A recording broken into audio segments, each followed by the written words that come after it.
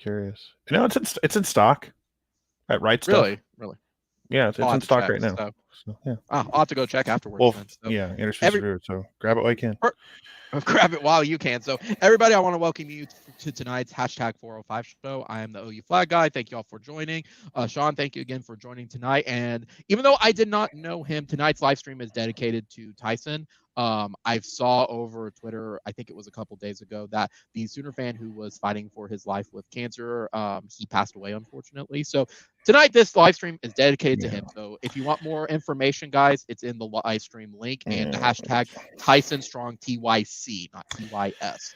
So it is a very, I hate starting off something like that. Well, but... I've never really talking about him on my channel or anything like that, but I've seen the constant support and everything. And it was just, it unfortunately, like when you heard his story, you knew it was going to end poorly. There was unfortunately, like when you knew it's like, okay, he's going to fight, and everyone loves a good underdog story, but it was just one of those, that he's not good. And it's not to be a David Downer. He got the diagnosis. It was not going to happen, but correct. And he made that choice. I think what was a little kind of took people by surprise is that he put out on Twitter that, the doctors told him it's time there's no point in doing any more treatment. And then it just boom, like a few days later. I think that's what caught a lot of people off guard. So it was a cool thing to see. A lot of people, it brought a lot of people together. And so it's a sad day, but he had he left a strong message for people. And even though he inevitably lost, it's still, you take the positives out of things like that when you can. So as best as you can. And I mean, I'm gonna, once I get paid, I'm gonna try to donate to the funeral and everything, because again, as you mentioned, everybody, it didn't matter. I think that thing got funded. Wasn't it like 10 grand and it got funded like super quick, which is not surprising to me, but it didn't take long. No, it didn't, but it's one of those, still, you want to still, like, if they want to go above and beyond, sure, absolutely, all out, every dollar helps with it. And funerals are expensive, man. Like, yeah, but like, goodness, I don't like when I went to Full Sail. There was like this one class I took, and you had to watch certain things it was a pop culture class, and you watch one of these videos and do like a minute, verbal report on it. And you kind of learned about how the funeral industry is just so they're predatory. Yeah, it's very predatory because I could go on a rant, but yeah. But we'll focus on positives with it as best as we can, guys. If you want to donate to it, it is in the comments in this YouTube link as well. And I'll probably put it in the live stream as well with it. But I still want that, because he was a diehard Sooner fan to the very end, and he made an impression on everybody. Didn't matter OU, Texas. I saw a lot of Baylor. I saw a lot of Oklahoma State. I saw a lot of even USC stuff. Like, people were rooting for this kid to beat it. So again, if you want to switch to some good news, Oklahoma men's basketball is a #1 seed in the NIT. Yes. So take that. That's actually a good setting from switching from that to, man, they got snubbed. Sean. Yes and no, man. They had to finish games. Okay. In the context of like the criteria that we're supposedly going by for selecting 68 teams for this tournament, they got snubbed. This team was so inconsistent all year, though. You look at the wins they had, like, wow, this is what this team looks like at their best. But man, they weren't consistent enough offensively. Defensively, more times than not, I was a Porter Moser basketball team. Like the fact that they had a chance to beat Tech with all the length and size they had compared to Oklahoma, it was like, I felt like you were watching a senior-laden high school team taking on, like, 8th graders. At the middle school, because so some of y'all went. I went to like a school area that had like the high school, the middle school, the elementary school all in one place. So you just kind of everything was like all one area. But it was like, that's what it felt like to me. It felt like the 8th graders taking on the seniors. Mhm. the senior varsity team at times. And that's not disrespecting OU, but it's just No, Tech is one of those programs that's like, Yeah. they've been to a Final Four recently. But man, it sucks. You were hoping they could sneak in. It felt like they got what they needed with the win over. I didn't expect them to beat Baylor. I was like, oh my god, they I beat didn't Baylor. either. I celebrated. I thought they were in. But then, Joe Lenardi had to burst everyone's bubbles. So actually, I got them still in the first 4 out. I'm like, or I guess we kind of have to beat Tech, and then you get down and that was a heartbreaker. But I know people are mad at officials, but that's the team though all year though. Right. Here's what I'm saying. You know how OU really got in that game, and I loved what they did. They finally attacked the basket and they drew fouls and got to the free throw line. And if they make a few more free throws here and there, maybe it's a different story. And yet I know everyone's going to remember the last play. Was there a foul? Was it a clean strip? I get that.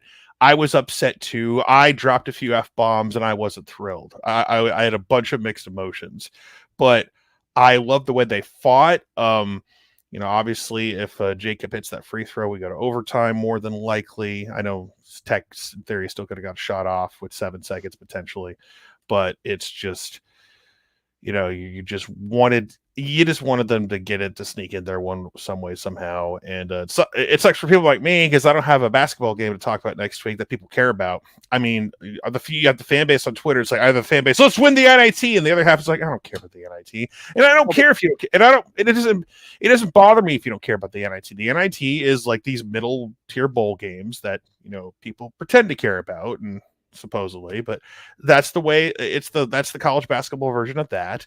And listen, if you want we were from the NIT, go ahead.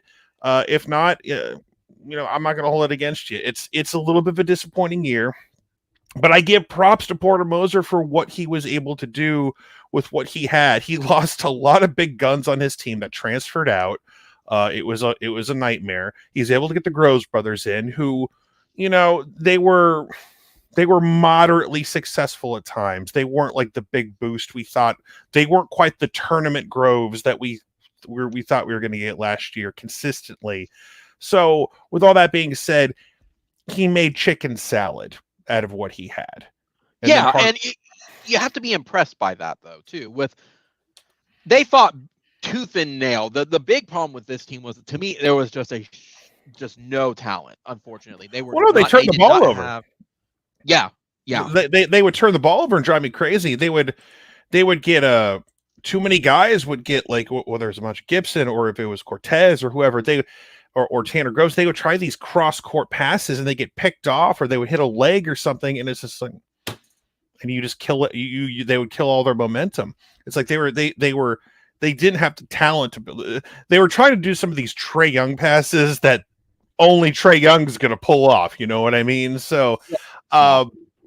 Like, it's funny to me because there's someone there's on Twitter, I saw a tweet. It's like, when was the last time we felt this way for the tournament? Like, I felt during the Trae Young years that season, I didn't think they deserved to go, but everyone says, oh no, they're getting in. It's like, they are, because they kept losing. Their record down the stretch was horrible. Because it was something like 1-10 or something. It was bad. Well, because everyone figured out Trae Young. Not that, they figured out how to beat Oklahoma. Just everyone guard Trae Young and make the rest of the team beat you. And that's what happened. And they were one and done in the tournament. So it would have been great if Trae Young could have got you to the Sweet 16.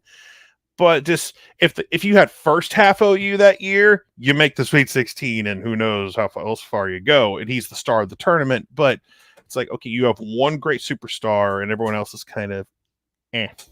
So this year it was just, who's going to be the guy? Is it Emoji Gibson? Is it Tanner Groves? Is it Harkless before he got hurt? All these different guys. There wasn't a consistent guy, but like the one thing that gave you a little bit of hope, any one of those guys could have had a big game. They could have stood up. They could have been your guy. But it is what it is. It sucks, and we'll see what happens next year. Playing in the NIT gives them that extra experience to get some cohesion. We'll see what they do next year. Because at this point, I think they will be playing Big 12 basketball next year. So, but yeah, it's a little disappointing overall. But they put Michigan in, which is which is Interesting. bizarre. You know, Like, and I they guess, they put Rutgers in there, which is interesting. and they But left A&M out.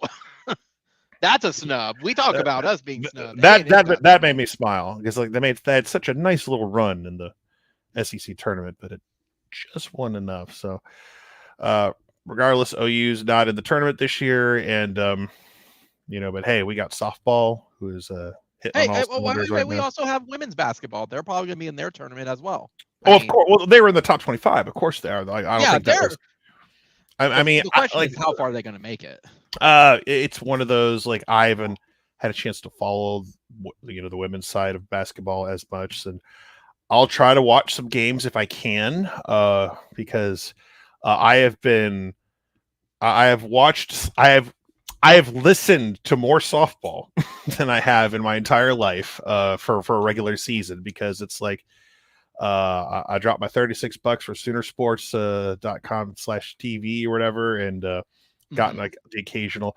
I was up late last Saturday night because I forgot there was a double header. I was like, oh crap, there's a double header. I got to stay up. Yeah. All right, Alo's got one more chance, and of course, like right before 1 a.m. Eastern, it's just like she got the 96. It finally happened. She got the 96 home run, and everyone went nuts. Now, what I loved also, I think yesterday, and the official NCAA softball Twitter account had like the supercut of all 96 home runs. Yeah. That was cool. So It it was reminded like me of dunk, your dunk, Ryan dunk. Broyles video. Probably more my DeMarco Murray video. Really? I see. I thought it was the Because Broyles I video. did something like that. I did something like that for DeMarco when he had broke the school touchdown record. You're right. You're right. Because with Broyles, yeah, you're right. Broyles was a little more of a highlight video. I mean, granted, I didn't have every catch. Now, guy has a supercut of every Ryan Broyles catch. That was was a lot. That was a lot of catches. It was like, but yeah, I did a DeMarco version of that to what's dun dun dun dun dun dun dun dun dun dun dun. So it was one of my early videos. Someone on a message board got mad at me once that like, how dare you use that song? That was the track used to this one Joe Washington clip that lasted 30 seconds. And I just, okay. And I know which clip they're talking about too, but I just like, just who cares? Like, I mean, yeah, I mean, all due respect, because that clip took a lot of time to put together. Yeah, I remember you doing it. Like you were consistent. You were very much like tuned into it, but it took you a good week, I think, at least minimum, to get it together. Because I remember you like pushing the last like couple hours of I just want this done now. For the DeMarco one, I mean, the problem for the DeMarco one was that this was back in a time when I struggled to find. I was missing certain clips, like I didn't have like I had to find. Like there was a touchdown he had against Kansas, like in 2008.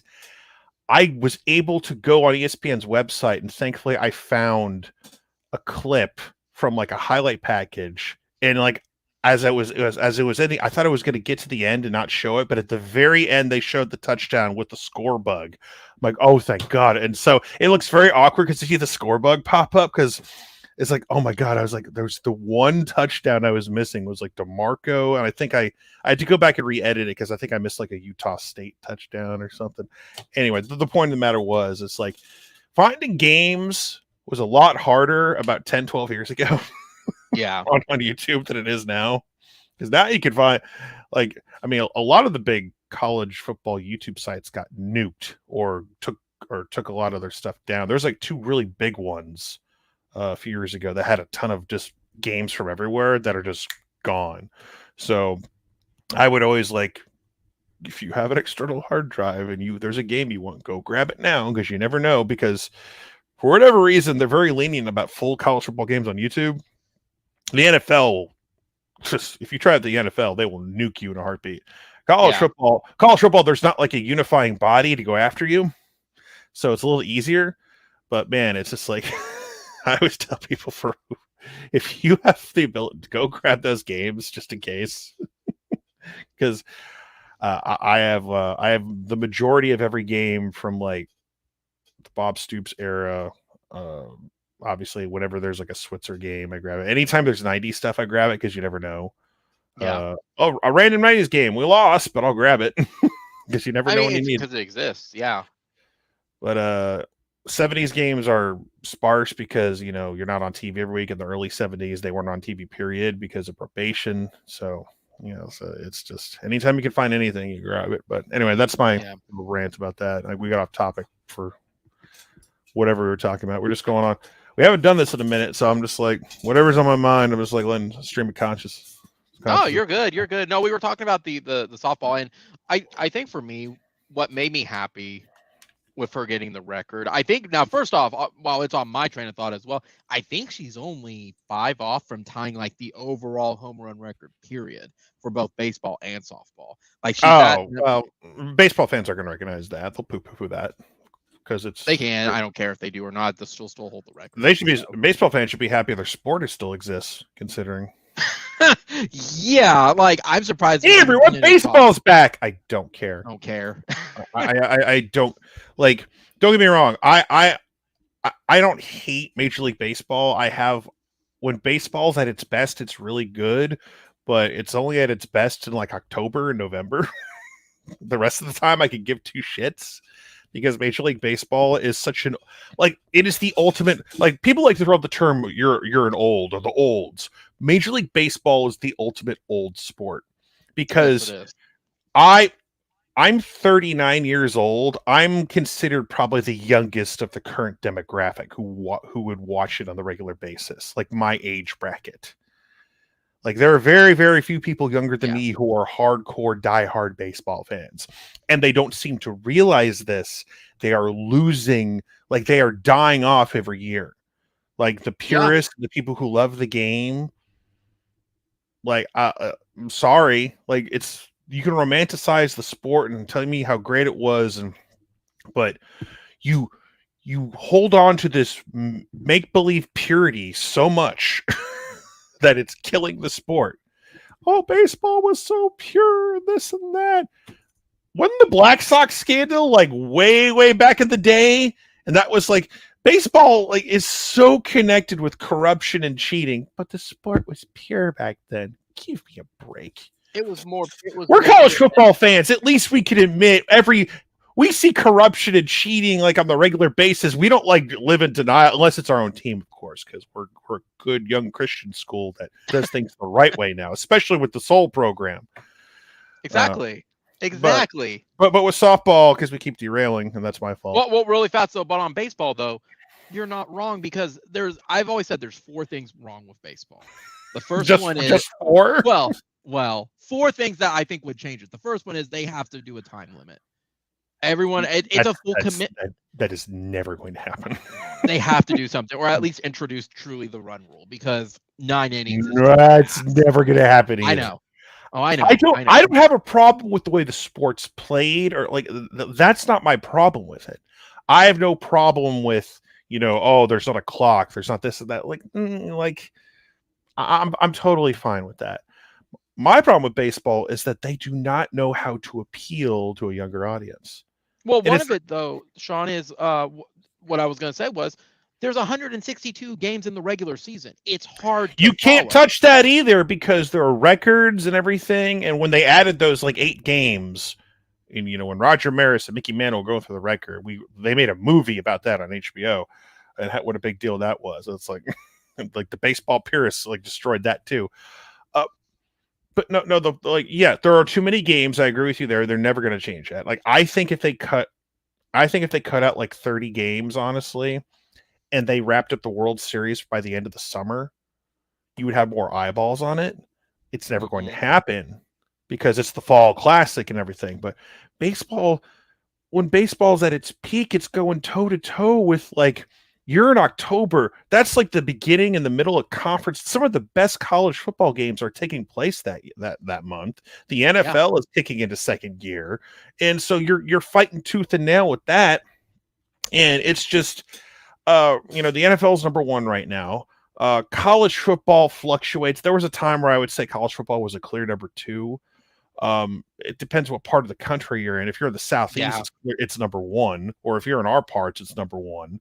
So it's just I don't know what you consider number two. The NBA is like, I don't know when you start. It fluctuates. Don't get me started in the NBA, right? Like number two right now. I might give it to college football still, honestly, but like they, we'll see what happens later. But I think it also with college football, and same thing with NBA, March Madness, it's all time and place with it, because it's just like with college baseball. People don't care about college baseball really until the World Series.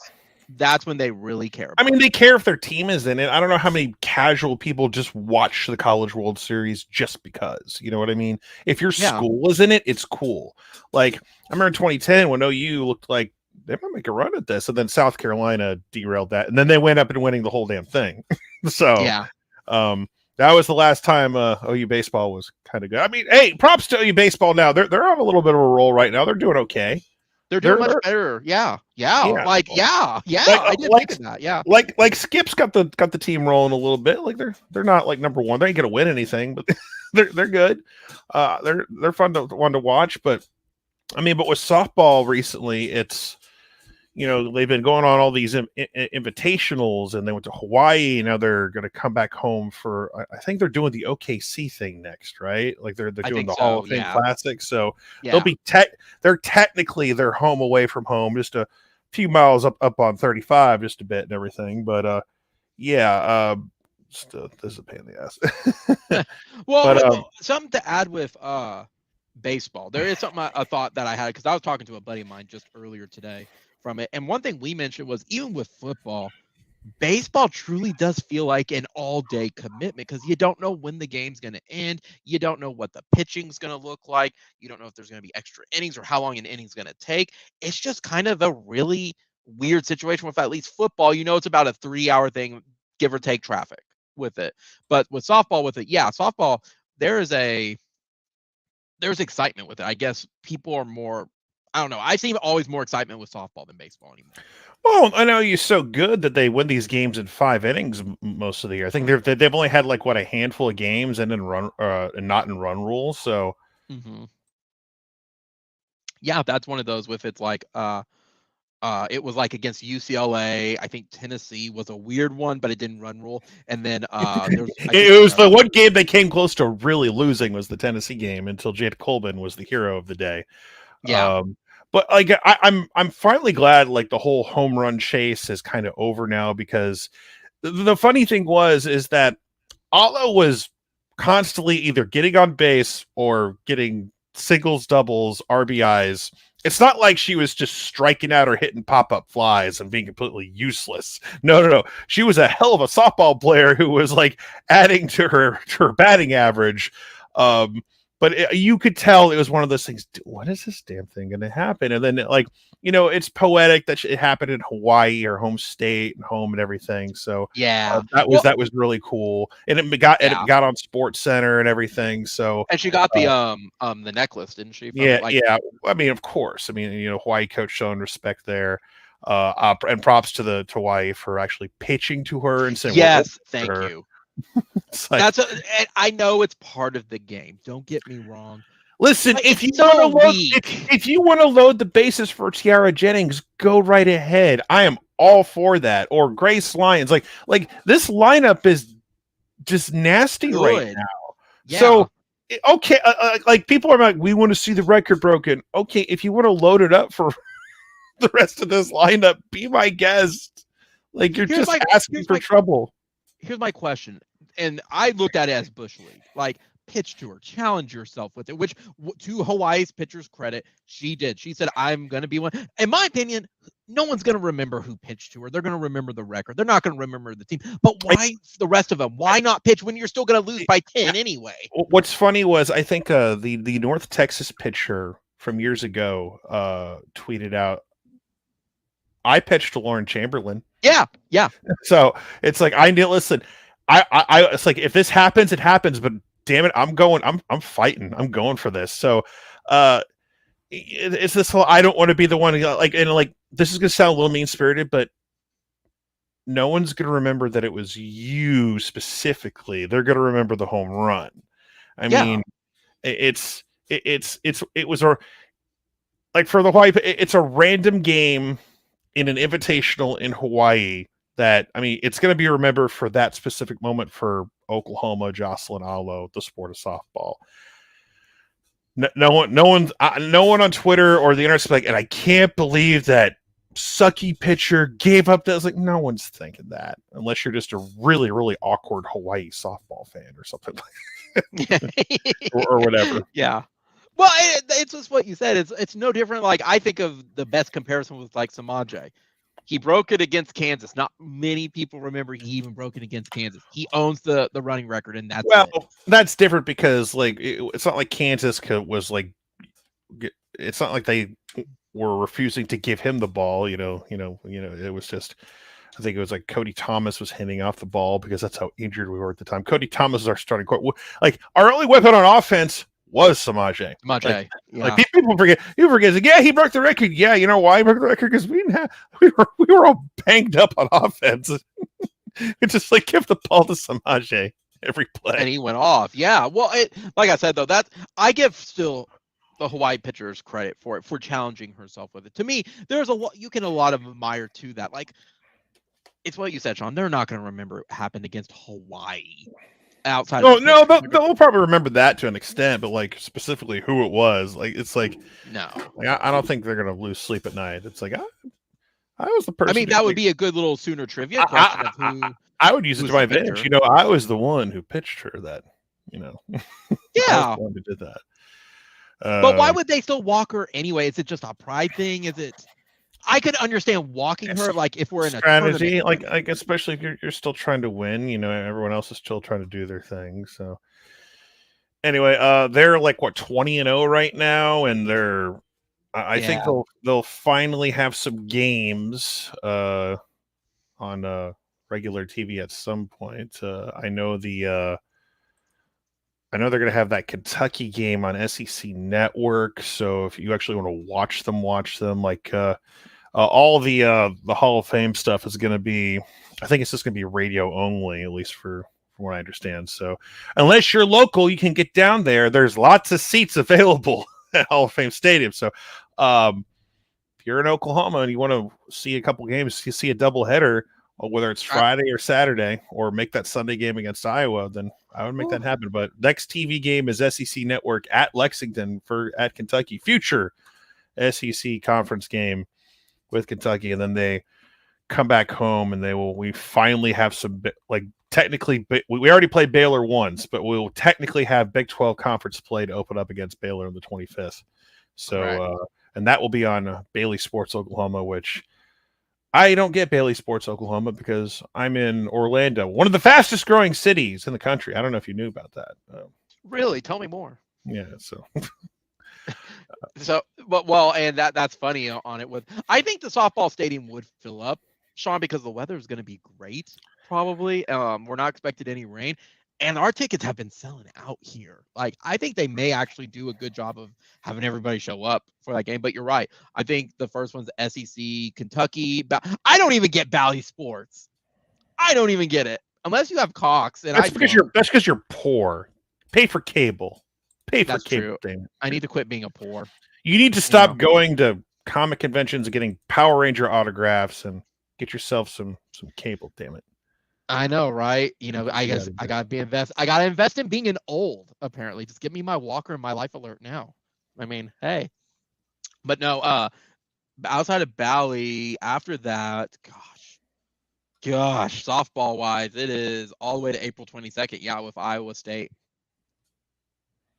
Ugh, that's a rough stretch of no softball. But hey, that's also opportunity for people to go out there. The real one is going to be Bedlam. Bedlam will be ESPN2. So yeah, that's the one that's going to be on Big Boy TV, national TV for the most part. That'll be on ESPN2 and ESPNU combined that early May weekend, and we'll see how that one goes. Like conference play, there's no West Virginia game series. There's no who are we missing? There's no TCU series. So this is one of those things where they don't play you figured they'd have enough time to play some more conference games, but that's just the way the schedule's set up for whatever reason. But just going on these like North American tours, like getting to see OU just like, beat down all these teams. But I think it's funny you say that because that's what they're doing. They are beating down teams. but Goodness, they are beating them down.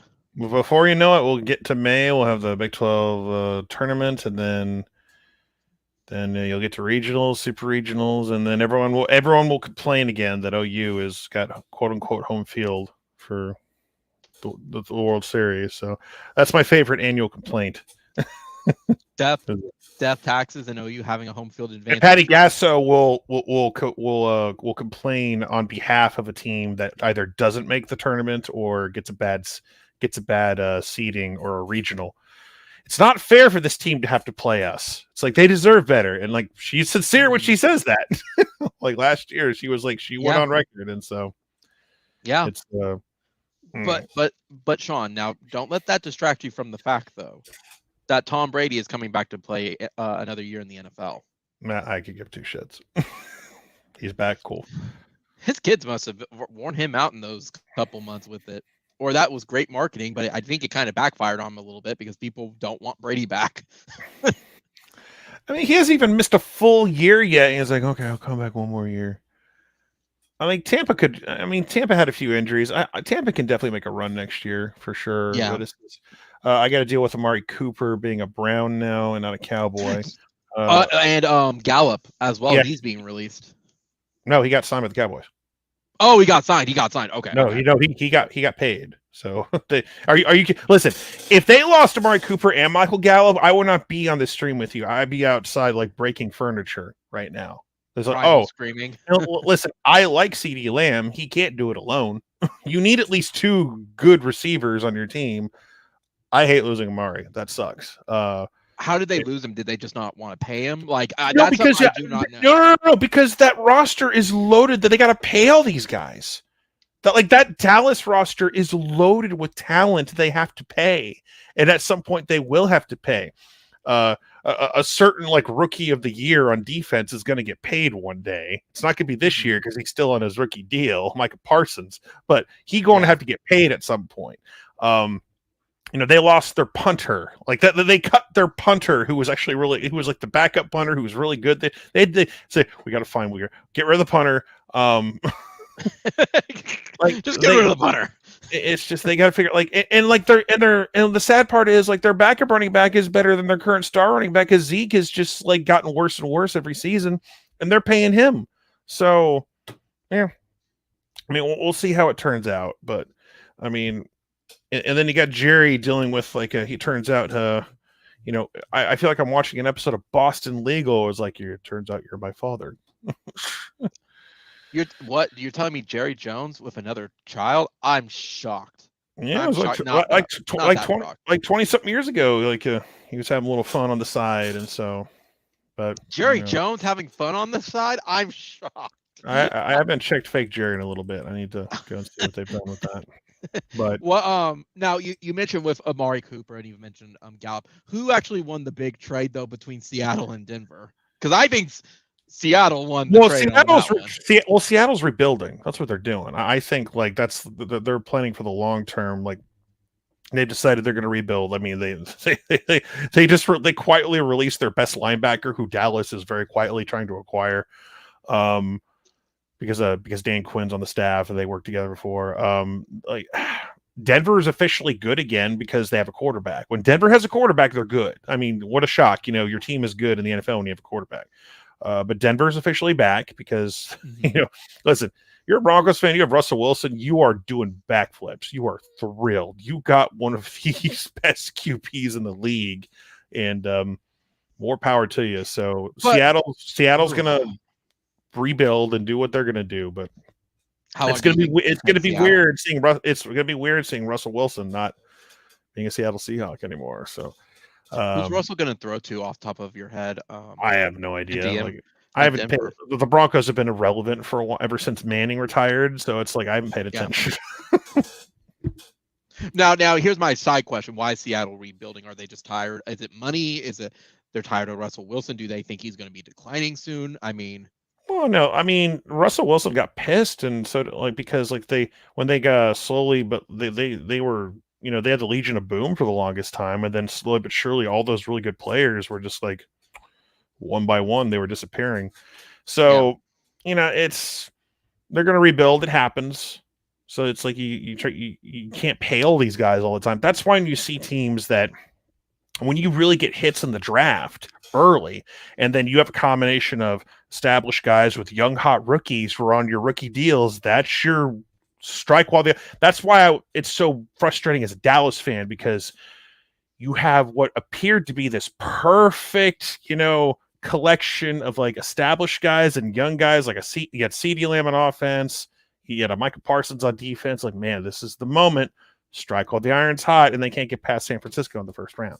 So, and it's at a time where they had to do it this year to do something, because now they have to trim guys. Now you have, again, Micah Parsons. Like, the one thing I worry about Micah Parsons, are people going to quote unquote figure him out? Is he going to take the next step? Is he going to get better? Because he was just on pure athleticism. Just like they tried to make him a middle linebacker or an inside guy. That wasn't working. So no, let's get you on the outside and have you wreak havoc. Oh, that works. You were out of position. Mm-hmm. You're just an unstoppable monster. Like, you were like DeMarcus Lawrence way back when. You were, oh man, just when you have a legit pass rusher who can make life a living hell, in the NFL, you need a quarterback, a pass rusher, a lockdown corner, and a receiver who can, take the top off of defense. You have those four things. An offensive line would help as well. But yeah, if you have those four main ingredients, you are a legit playoff team. So QB, pass rusher, lockdown corner, receiver can take it off the top. Well, I'm thinking of Cleveland. They only have a QB, and they probably have a pass rusher. They don't have. Yeah, they got a pass rusher.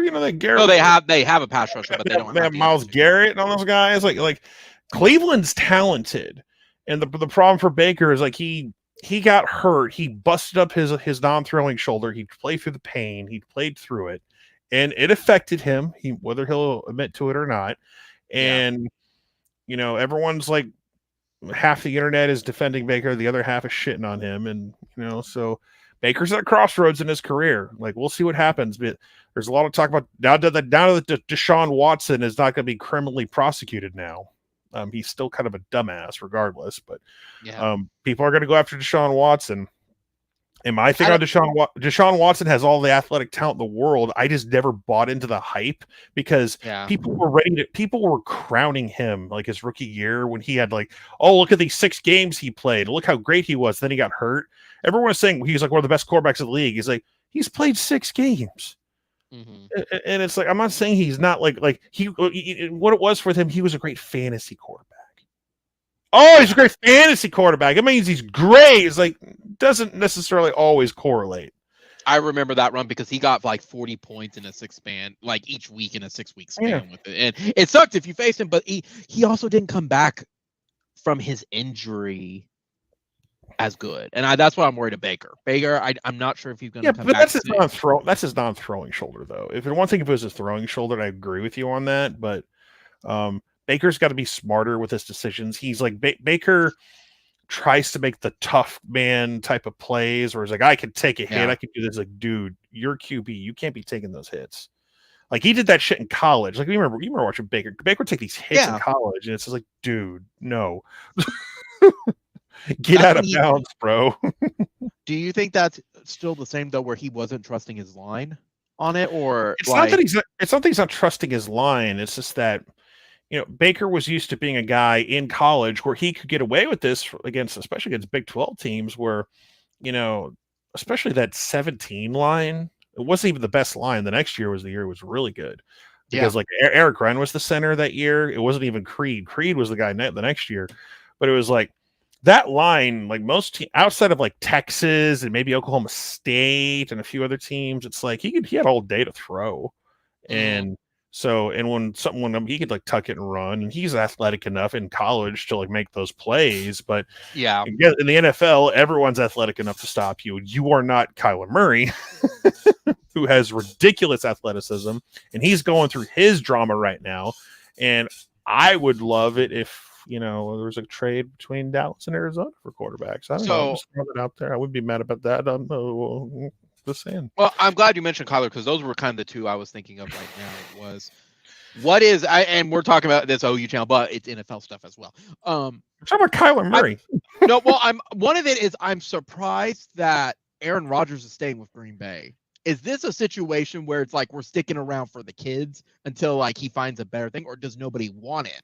That's something that's been on my mind for a week now of what is going on, because I thought Green Bay and Aaron Rodgers hated each other and they wanted to be done.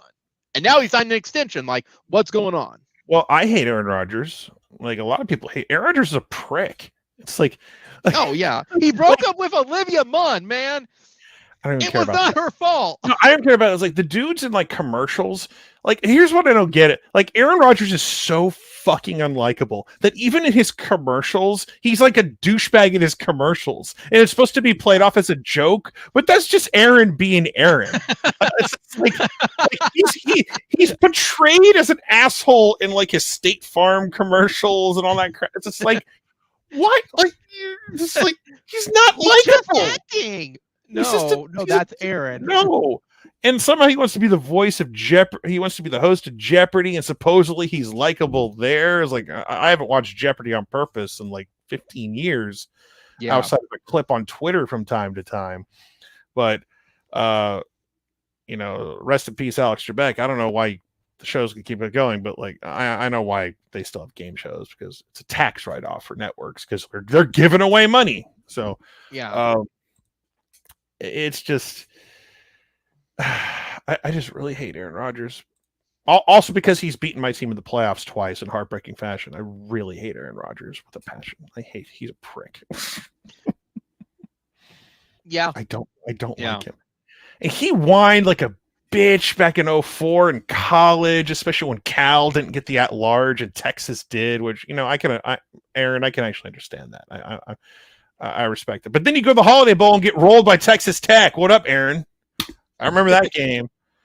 You were at the 10-yard line, first and goal. You could have beat SC in 2004. We could have played y'all's ass in the national championship. What up, Aaron? Yeah. Oh, you could have won the national championship in 2004. Thanks, Aaron. We would have whooped, like, with that Cal team, we probably would have whooped your ass. Texas Tech did it. Thanks, Aaron. Oh, you could have won the national title in 2004 if it weren't for you. Damn you, Aaron Rodgers. I have another reason to hate Aaron Rodgers. He couldn't beat SC in 2004. I remember that was the same day as the OU Texas game. I'm in my dad's truck. We're driving home, and it's like, it is first and goal Cal with a chance to beat USC. I'm like, because we would have been number one after that game. I'd be like, Aaron Rodgers can't get it done. That was the one thing that he couldn't do. Early in his career in the NFL, like between the 20s, Aaron Rodgers was great. You get him in the red zone and the field shrinks a little bit, that's when he struggled a little bit. That's when Aaron struggled. So yeah, I hate Aaron Rodgers. Add to that. Now, diverting from Aaron to His Kyler. hair is stupid too. Yeah, it is. I agree. It doesn't help. He looks like a bro, like just kind of going through life type of deal. But no, Kyler Murray, what's his situation as well? Because I've barely, honestly, he's the Arizona Cardinal quarterback as we're having this conversation. Well, yeah, but he's wanting to get paid up front. No, he just, it's not that he just wants to get paid. He's trying to get like help for that team. It's like he doesn't have a lot of help. He needs a better O-line. He needs more receiving talent. They need you can build a team around him, but he's being very forceful about it. And guess what? It's like everyone's like, oh, nobody's on the phone wanting Kyler Murray. Is like a lot of moving pieces. There's a lot of moving pieces right now, and it's like it is like you figured he'd have a little leverage, but this is not a great quarterback draft class. And here's what's going to happen, because this is what always happens. There's going to be someone in the fourth round who, like, in 2 years becomes like a 10-year NFL starter and makes like it is like a 3 or 4 time Pro Bowler. Oh, who saw that? Nobody saw it. It's what's going to happen. Someone in the 3rd or 4th round is going to be that guy. I don't know who it is. But it's like everyone's trying to figure out if it's Pickett or if it's Sam Howell, UNC or whatever. It's like it's gonna be some random QB from a school you never heard of before in the middle rounds who ends up being like the next great NFL quarterback or something. I don't know who, but it's probably gonna happen. I mean, that's the kind of the usual trend with it, or no, usually if you get a quarterback, it's in the first round and they're legit. Oh, okay, I see what you're saying. Yeah, because I was thinking like, well, I'm not saying we're gonna have a next Tom Brady in 199 overall and he's gonna be like the GOAT. I'm saying there's gonna be, you're probably gonna find that just like the way this shit works, just because okay, we're all expecting it to be a terrible class, and then someone in the third or fourth round is going to pop up. I don't know who. I don't have a name picked out. It's just the way the sports world works. And out of nowhere, someone from Central Michigan is the greatest quarterback, or whatever the hell. Anyway, you're like almost trying to speak into existence. What's his face? I think it's the Giants who drafted him like way too early, but he turned out, he was kind of terrible. Oh, Daniel Jones? Oh God, no. That's another North Carolina quarterback.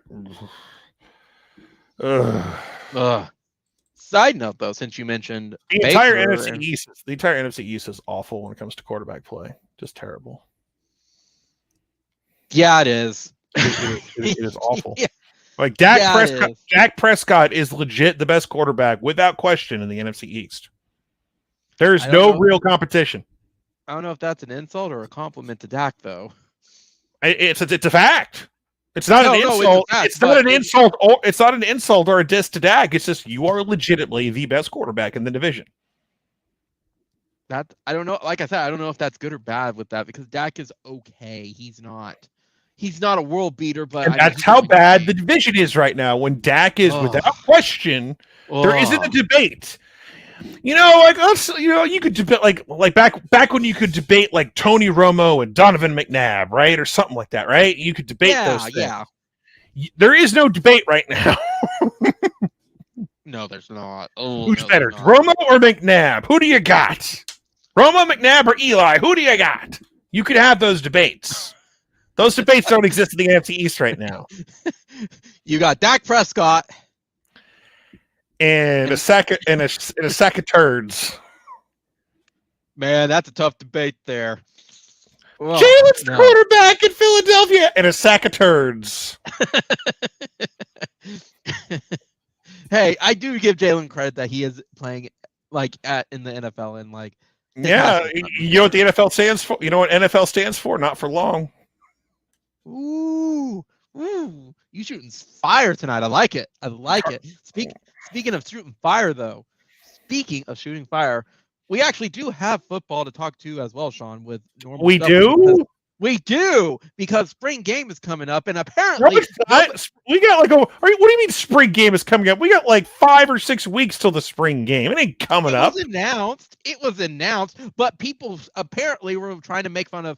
Oh, well, Baker's getting his Heisman statue. For those who don't know, they announced that Baker, after a 2-year... Oh, we're talking about this? This feels like such old news at this point. It was like 3 days ago. There was like a dozen people on the internet who were like, Baker Mayfield's getting a statue? And then... Why didn't Jason White get a statue? He does have a statue. He does have a statue. Why doesn't Kyler Murray have a statue? Because Baker's first. It's just none of these people. It's like enlighten them. Like this actually is a real thing. Like Heisman Park. Unlimited technology in the entire universe, and you dumb motherfuckers don't know how to use Google Maps to look at like the east side of our stadium. People circled it for them. Like yes, everyone who's won. Now they may not look like the player, but here's the Pentagon. Here's the Pentagon surveillance like satellite photos. Here's Jason White. Here's Sam Bradford. Here's Billy Vessels. My favorite one. Y'all don't have all these white guys. You don't have any black athletes. Here's Billy Sims. Here's the site where we're gonna have all 3 Selman brothers get their statues. That's 3 legendary black players at Oklahoma. Thank you very much. Maybe one day you'll give Prentice Scott a statue. That's just a thought. And someone someone like the franchise or somebody asked that question, who do you think should get a statue? Maybe you give Prentice Scott a look, I know they celebrated him, when he passed away like years ago. They did, but maybe you think about that, first scholarship black athlete to play on the football team back in the 50s. So I was thinking about they didn't have it on their list, but it was I can't think of the player, but it was during the Afghan war. One of our players decided like he was going to go enlist in the army because he said it was more important than playing sports. I was thinking of him, but I forgot his name on it, and I tried Googling it. You know who I'm talking about. I mean, I know there was like a God, who's the offensive lineman who went and fought in a war? Yeah, I think it's the same guy. No, this not Afghan war. It was like it was a major offensive lineman who if I saw his name, I'd know it, but I think he went and did. Half of Bud's roster in like 1950 were like in 1949 were World War II vets. So that's true. That's like, true. That 49 team was just loaded with like WW2 vets, and of course they don't win a national title even though they go undefeated and win a Sugar Bowl. It's like got to give it to Notre Dame or somebody. So Kalsu, thank you. Yeah, that's it. Kalsu. That's what I'm thinking of. Yeah. I knew if I saw the name, but it's like I'm usually good with this stuff, but it's like anyway. But like like they're. I mean, they got room for like.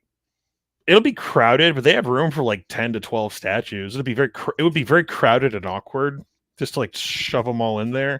But it was Bud was a World War II vet too. Like he wrote letters home. Like he was a Navy guy. He was like, I don't know if I'm gonna make it. Like, but Bud wrote letters. I don't know if I'm gonna make it home. Like I never knew that even myself. Oh yeah. He was on some Navy warships that were getting fucked up. He wrote letters like, I don't know if I'm gonna make it back home. He was paraphrasing. I'm paraphrasing, but it was just like. I wonder if that's in the new book that came out with it, because I know about his later. Well, no, it's talked about if you pop in your History of Oklahoma Part 2 DVD. Really, I need to go back and check that one then. Yeah, they talk about him writing letters to his like I think his son like talked about it. He's like, yeah, Dad wrote letters like World War II's rough. But anyway. Yeah. I wonder if that's in I think it's Jay Wilkinson, his son, his that's what the books. Oh, I need to go back. I haven't read that book in quite some time and I don't remember that. So I need to go back and read it. Yeah, but Jay was on that DVD a lot talking about stuff his dad, like letters he wrote and everything and stuff like that. So yeah. It was So you mentioned the other statues. Who else would you put out there at that point? With if you could design like I guess a celebration of I don't know, like everyone who I think would deserve one is kind of getting one or has one. I think Adrian, would you put him out there? I was about to maybe. I mean, you could argue like he's like the best OU football player ever, along with like Leroy, because like all the old school guys will tell you Leroy Selman. I mean, and rightfully so. He's like a Hall of Famer in not just the college but the NFL as well. We have two Pro Football Hall of Famers right now. It's Leroy Selman and Tommy McDonald. Joe's his shoes are highlighted in the museum. His shoes are in like all the like the old school Switzer Center had like his silver shoes and everything. No, they're still there. So the way it's set up now is the front of like I guess the castle. I've seen plenty of video on the inside. There is part of me, I'm a little older, that does miss the old school trophy room a little bit. I know it's like new and sleek and but it's like I do kind of miss the whole museum feel that the old one had. So I do miss that a little bit, where you can like, here's a glass case with all the trophies and some cool stuff from this I have bowl pictures game. from it. Me too. Fun. Like, I took a trip there in 2009. I literally, when I went up there in 2009, like it was like after the season, and the day I went, they said this is actually the last day we're open for people. And I'm like, oh my God, I made it. And I think that day, that's when the stadium. I actually just like crossed paths with Hypel going up the stairs because he had like a takeout. He had a takeout food, and he was on the phone talking to somebody. I'm like, and there was just the security guy sitting there. I'm like, what's that? He's like, just kind of not. It was just like was that? He's like, mm-hmm. I was like, because like it was like there was like the door that led to the facility and everything. I was like, oh, that's cool. I just randomly just like walked up the steps with, our last QB won us a natty. That was pretty cool. Yeah, But, I mean, it was so that well, that museum was neat. It was very, humble's not the right word, but it was very down to earth. I mean, it was an old school trophy room like a lot of other places had. I mean, but I mean, you're talking about statues. Like like the Heisman winners have statues. Our greatest coaches have statues. The Selmans are getting statues. I mean, yeah. It gets very, very. I mean, because if you start doing and this is no disrespect to like the guys like Joe Wash and everything, but if you start doing, you're really gonna they're like, if you start going down, it's like the 70s were so good. Like it'd be a very awkward statue if Boz got one. Boz is kind of a iffy one. I don't know. Oh, see, there was one I would love, but it wouldn't fit. Would be Spencer Tillman. I think he would deserve one with it, but it doesn't fit. As a player, though, that's why I say it doesn't. I like Spencer, but I mean, he was okay. But like, there's so many great running backs at OU. It's like Spencer's great. Spencer's great because he's on he's he's a color commentator on TV, and he's a great voice for Oklahoma. He's a great ambassador for the program at times. You know a good one. What? JC Watts. JC Watts would be a good one. He was what's it called for the state? Governor? I mean, no, he wasn't governor.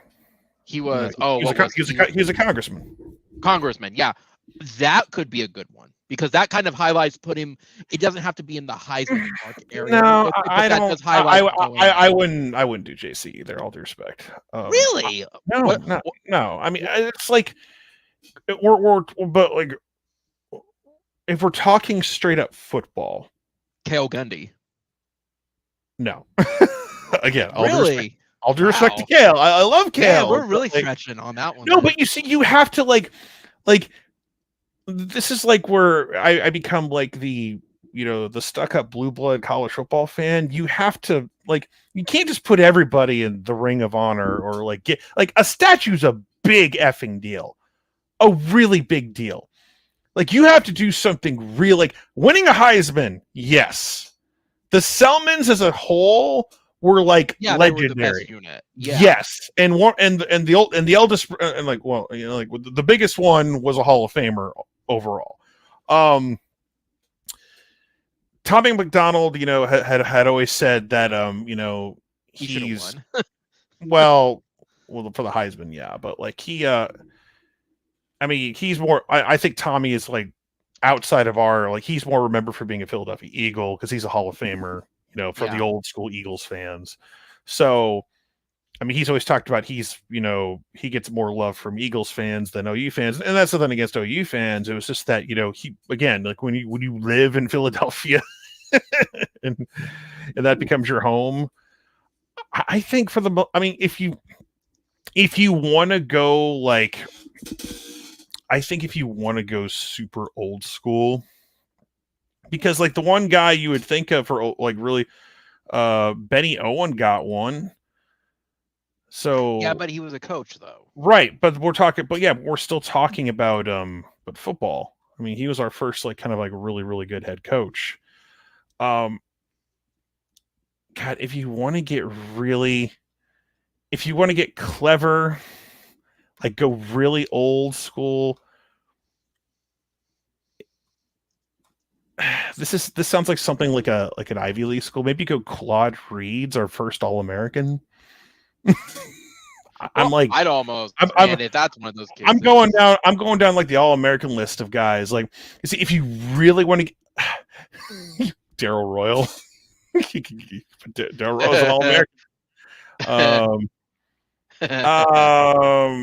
I'm just trying to look at guys Tommy would be a good one probably. I could see Tommy McDonald, I guess, for sure. Just thinking about it now.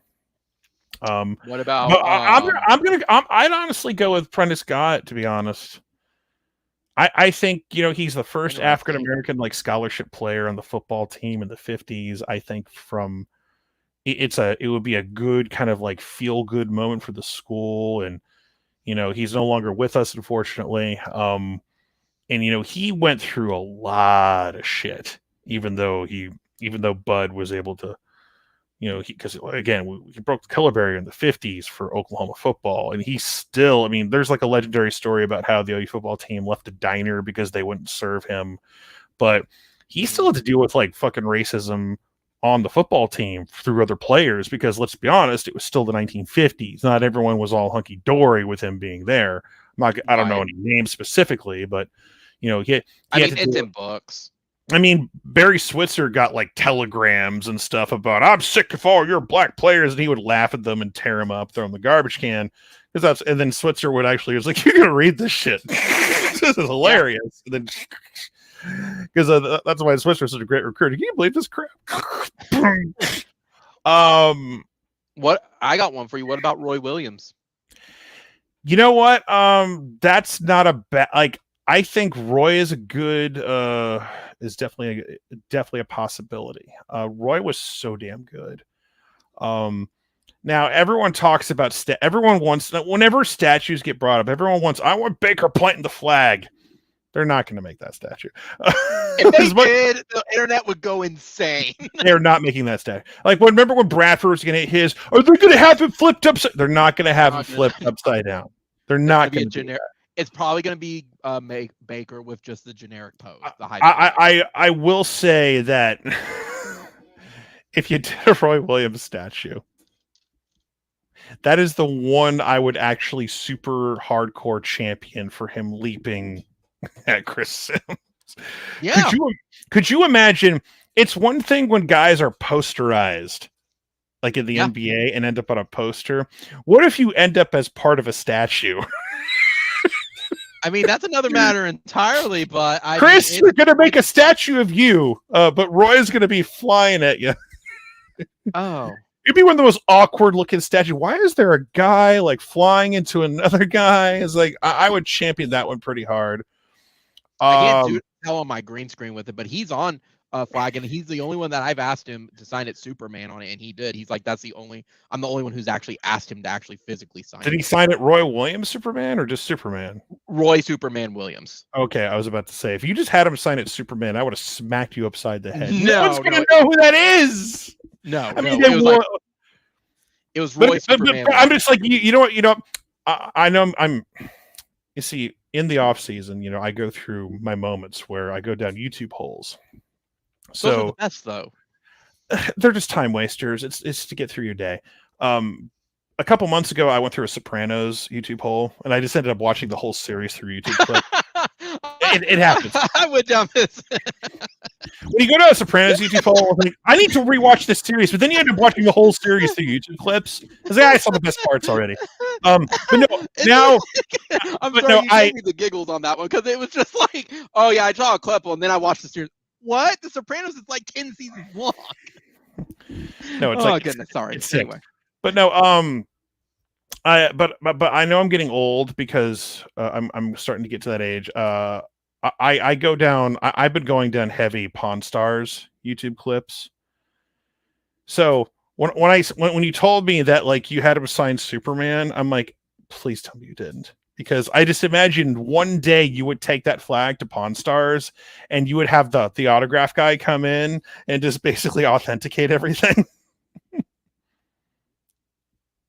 Uh-oh, we have you're muted. Okay. I don't hear you. Can you hear me now? Yes, I do. Okay, there we go. You started your story and then it cut out completely. No, it's your wireless headset. It's terrible. It probably is. Mine's wired because I'm old and stupid. Mine's plugged in. Damn it. Anyway. Yeah, I just imagine you taking that flag to Pawn Stars and like them calling in like the autograph verification. It's like, oh, so we got this. Trying to say, oh, this is definitely live ink. This is definitely live ink. This is definitely live ink. And they would give you, and you would value it at like $4,000. And they say, I'll give you $1,500 for it. So I've actually got 2 stories for you for that. The first one was you told me it was like they author something like $4 to $5 grand, something like that. No. This is another. These are 2 different stories. So I'm known as the OU flag guy, kind of around the autographs here with it. The running joke has always been, "Hey, when are you gonna go get that flag washed? It looks dirty."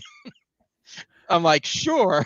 I mean, there might be a way to do that, but obviously you're taking. No, they're talking like obviously the signatures are the dirty part of it. But no, I thought there was actually dirt and grime getting on that thing. I was like, ugh. No. No, the way actually they appraise this flag, because I asked Bennett, CSA, and a couple others, they say what they do, because they said with the sheer amount of signatures that are on it, they don't look at every signatures. They pick out about 10 to 15 key ones, and if they all ones that matter, ones that really matter. So on this side, Bob, they would look at Bob. They would look at Sam. They would look at. Do you? By the way, do you retroactively kind of like are pissed at him for making his signature so damn big? Retroactively, no, I think it's silly actually, because not really, because it was the very first signature. There was nothing else on there, so I was like, "Hey, Bob, can you sign this?" Well, sure. And it's like, oh. But it's like you retroactively, man, look at all the space I could have if he would have made this a little bit. Well, it's funny you say that, because some of the players have pointed, I think it was Mark Clayton who pointed out, he's like, because when you show it to the players, they're like, whoa, this is a legacy item. This is not something that someone's just doing it just because. Are you ever going to put signatures inside the logo? Because you got a lot of space in there. No. Really? Because look at all that space you have there. No. I was actually told don't do that, because that's still part of the logo. They said just like don't put any signatures on the actual logo. No, not on the white, but in the red part. Yeah, in the red, that is considered part of the logo. They said you need it to still stand out. If you do that, then it defeats the purpose of it. They said that, and the I don't know if you can tell it on it, the U part. Do not do that. Everything else is fair game around it, but they said all right. Okay. But it was funny, because I think it was Mark Clayton though. He was like, "Oh yeah, I recognize some of these. There's it was like there was Sammy, there's this. Oh yeah, and there's Bob. Of course, he would sign that big." So even the players are just cracking jokes like that's what they would expect from Bob. I'm just glad that you're taking really good care of my flag. I'm going to inherit one day. So I know, right? I told Dad that joke, and he's like, "Well, he's gonna have to get in line." But yes, but motherfucker, I live in Orlando. We go to Disney World. I'm all like, I got my merit badge for waiting in lines. You kidding me? Ooh, that's a good one. I like that. Dad will tell you he sat at all the games of the rain, with rain, sleet, and snow. He can wait a while too. You know, that's a funny thing. I've actually told Dad, if anything did happen to me, because it's willed and the stuff, don't bury it with me. Actually do something with it. Don't do that. Oh, no, I would become a grave robber if someone buried it with you. You kidding me? He's like, why the hell you bury this flag with this? Like, yeah, no, I said like donate it, do something, like keep it in the family. But anyway, no, here's another one. Now this is kind of me thinking outside the box. What about Bob Berry? Oh, I'm sorry. For a brief moment, for a second, I thought you were going to try to get a signature. I'm like, I got bad news for you, bud. No, I do have a signature. Actually, I do. I got it weeks before he passed away too. He was doing his book promotion, and I asked him, "You're part of the program, just like Jay and everybody." That is actually pretty cool. He loved it. I have pictures with him and everything, and you could tell. Bob Berry. I'm sad I did not get Bob Berry Jr. That one hurt. Just like I told you this story, Steve Davis. I was within a week. I know. I was so upset, and it's my own selfish reason for that. But I was like, I can't win. Just going up to checking out Notre Dame, and it's just but anyway, it was bad. But I don't know, Bob Berry. I mean, he's the true voice. Like people still recognize that to this day. Sure. I mean, he was around for a long time. Then people forget that he was the Oklahoma State play-by-play guy for the 80s. People forget that. For about what, 10 years? Yeah, he called the Brent Parker almost touchdown in '88, where he's like, touchdown! Oh, he dropped it. I would kill to have that audio of Bob Berry like about to say touchdown Oklahoma State, and then it's like, oh, he dropped it. Brett Parker dropped. Like, I wish I would love to have audio of that one day. Like, if there's ever like a Bedlam like ESPN Sports Center segment and they talk about one of that game, like someone has got to get that audio from OSU. Just the Bedlam heartbreak moments. And Video in the making, top 10. I mean, I've already made like a Bedlam kind of like rivalry hate video already. That one always cracks me up because of the people like falling off the stadium. That's not true in the fire. That one's actually pretty good. But my favorite from that is the sheep running across. That one's hysterical every time. Well, it was it's Pistol Pete falling off the building. So, but I mean, now I made that little cutaway. That was from another joke video I made where it was when the infamous like article dropped that Oklahoma State is in trouble, and it turned out to be a big nothing burger. Yeah. Overall, and it's just like I'm gonna have some fun with this. I think it was that. Unlike LSU. I don't know what's going to come from that. That feels mostly like a basketball thing. Then I know there's a lot of football stuff in there, but I know the football program has quote unquote cooperated and everything. So I don't know what's going to happen to football. I think they'll hammer basketball no problem, just based on everything that's happened. But it's just anyway. Really fast, I actually had another thought with it. It would never happen with the statues, because they absolutely hate each other's guts. But when you mention like the Selman brothers, man, if you could have Tony Casillas and Boz on the same one, if they didn't hate each other's guts, Tony's probably like, I want to take my signature. I don't know about Boz, but I know Tony hates his guts with a passion. I don't know about the other way. I mean, I'm sure Boz isn't like fond of him, but like you could tell there was a little tension in that room when they did that. When they did that reunion 20 years ago on that DVD.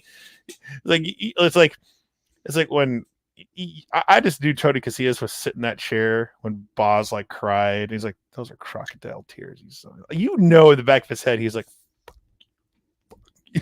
yeah, dude, I haven't seen that much tension since Jason David Frank and Austin St. John were in the same room. Just we're doing this out of politeness. We're not doing it for ourselves. Dude, the one moment I remember was like there was a bunch of guys in the room who were trying to give credit to John Blake for the players that were there that eventually, when Bob took over, won the national title in 2000. Yeah. Like, because Bob was like, those were John's boys and this and that. And then Casillas kind of cut in. I was like, yeah, but it took a Bob Stoops to come in and bring in his program and do this, do that. And Tony was right at the end of the day. Like, I kind of side with Tony on that. Tony Casillas is kind of an asshole. So as much as Boz is an asshole, Tony Casillas is just as big an asshole, in my opinion. Like, their relationship. Tony Casillas, like years ago, would get drunk on Twitter and just post porn randomly. It was weird. Tony went through some weird stuff. Yeah. So here's the thing, though. One of the great defensive linemen at OU won a Super Bowl with the Cowboys in '95, but Tony Casillas is kind of a prick. So, there's two things on that. The first one is Tony's and Boz's relationship reminds me a lot of Michael Jordan and Scottie Pippen's. Oh Lord! I mean, yeah, I guess. I mean, I know where you're going with that and everything, but one isn't as great without the other. Blah blah blah. But I get what you're saying. But also too, like, Tony got tired of Boz's antics, just like Pippen got kind of tired that he wasn't getting the attention that Boz was from it. And yeah, now the funny part is I actually have a story for you, and this was a couple years ago at an autograph signing. So when Ricky Dixon was going through his illnesses and everything, they had a charity auction for it, and they basically had a thing of, okay, you can do like one signature, pay the thing, or you can pay, it was something like $200, and whoever shows up, you can get their signature for whatever item you want. And they're like, and it does, and I asked, I was like, so what are we talking about by that? Are we talking about just like these players? So like, guys, I'm saying if Sam Bradford shows up and he wants to be a part of this, you will get that signature on it. We guarantee it. So here's the funny part. Tony Casillas was there signing. Okay. Boz randomly showed up to sign, and Tony Casillas says, "I'm leaving." And they were able to tell Tony, give Boz a little bit of time, give him 30 minutes, get him out, and we'll keep you in. That was the only thing that kept Tony there. Otherwise, he would have outright left with it. So to say that their relationship is a little rocky, just a little bit. Just a little bit. Yeah. Also, Boz is, you talk about the one thing. Boz is also the only signature I do regret on my flag because he signed on somebody else's signature. Like, come on, Boz. But I can tell you why. It's because his breath smelled a lot of like alcohol on it. That night. What did Boz charge you? $100 minimum? No, it was free. I was part of that thing where he just. Okay. Boz charges for autographs. I was about to say you're lucky. So funny enough, Boz is not the one I've ever had to charge one. He showed up once at the stadium, with my dad. He was with me at that. Charged it, Peterson? Game. No, Roy Williams. Oh, okay, yeah, I remember that. Roy one. was. That's right, Roy was like 75, and I only needed one, and that was worth it because he doesn't do autographs on it. Oh, and Marcus Dupree, but I don't have Marcus on my flag. He charges way too much for the signature. I'm waiting for that. How much does Marcus Dupree charge? He wanted something like 80 or 90. I'm like, no. Oh, I thought you were gonna get to like triple digits here or something stupid like that. I was like, Marcus, all due respect. He wants the same price as Roy. Marcus, all due respect, you were the best that never was. That was when that DVD came out, so he was charging for that. Yeah, he got 15 minutes. He Yeah, got another 15 minutes. It's like, hey, remember when I was good? Yeah, most of the guys that I've ever Barry got. Switzer yelled at me at practice. Pussy. There's 3 guys I know of off the top of my head on this one. Is Roy was 75, I think it was. Baker was 125, and then Sam was 50, and that's it. The rest of them have been all like free or donation. Yeah, I made like a running backs tribute video like years ago, and I purposely left off Marcus Dupree, and people get mad at me that I don't have Marcus Dupree on that video. I'm like, why? It's like, no. It's like if I ever make a quarterback like a dedication video down the road, I'm not putting Caleb on there. It's like, why would I? It's the same situation. Why would I put him on there? I mean, an isolated incident, sure. Like if we're talking great Texas moments, maybe he's on. But like, yeah. And actually, the same thing for both of them. Actually, both had great games against Texas when we needed them to play great games. But yeah, it's like I didn't have Marcus Dupree, and I didn't have Damon Parker. And it's just like, number one, Damon Parker is like so far down the list of like great OU running backs. It's like, okay, like I had a couple of favorite moments in there that were for me. Like I had a Ronaldo Works moment. So if you want to, like, you have Ronaldo Works in your video, yeah, because I love that run against Bama. It was great. Other than that, it's like like people remember Damon Parker. Damon Parker was great. He was good. Like, I remember watching Damon Parker. Damon Parker had like one really great game against Texas where they lost, and like you go watch a Damon Parker highlight reel. You know when he makes his big runs most of the time when OU's already down 2 scores and it doesn't matter. That's Damon Parker. Whenever people say, "Oh, Damon Parker," it's like, go find a highlight thing of Damon Parker and see if the score is on the screen. And when he makes these big plays, we're already trailing and it don't matter. That's my problem with Damon Parker. I don't have anything personal against him. It's like you're trying to tell me how great he is. Really great garbage time when it doesn't matter. You know what it reminds me of, and me and my dad will always bicker on this one. But my dad always brags about like Dean Blevins was good. I'm like, Dean barely played, Dad. He is living in his one. Dean was part of the hook and ladder against Nebraska in '76, the birth of Sooner Magic. God damn it. That's why that's why he has a job in local TV, because he was part of that play. Yeah, that's the only reason why. He was not as good as what people think he was. Dean Blevins. So it's like Mike Morgan. If he ever says anything, take the opposite of what's going on. I know a source. Do you, Dean? Tell us who your source is. Like, throw some names out. At least put us in the same county. Dean, the last time Dean broke a story, I think he broke the story that Baker was going to be the starter for like 15. I think that was like the last big story he ever broke. But I love whenever you see Dean on Twitter, he's always like a day and a half behind shit, and he'll like he'll talk like he's the one who broke it. It's like Dean's like, dude, Dean, that was 2 days ago. You're behind. Like he was so far behind anything of noteworthy of story wise. Yeah. I heard this guy's gonna commit soon. Yeah, like Scoop or Brainiacs or 24/7 or whoever beat you to that like 3 days ago, dude. Everyone on the internet who follows it knows. Speaking of Scoop, by the way, man, congrats to Jason that he's going to go back to law school. Oh yeah, I mean, I was like Scoop. Yeah, I mean he was on the podcast, but yeah, he actually let me know that way before he announced it too. Cool. He dropped me a DM. I'm not trying to score points. I was just like, I hit him. I tagged him on Twitter when he was on Feinbaum a week or two ago. I said, I see your Karate Kid memorabilia, sir. And he's like, and then he decided, no, I just want to let you know, like next week's my last week at Athletic. I'm like, oh shit. And what sucks is that my Athletic subscription just renewed. And I wish I hadn't, because he was one of the few reasons I kept it active. Because like, well, at least I'm giving money to Jason.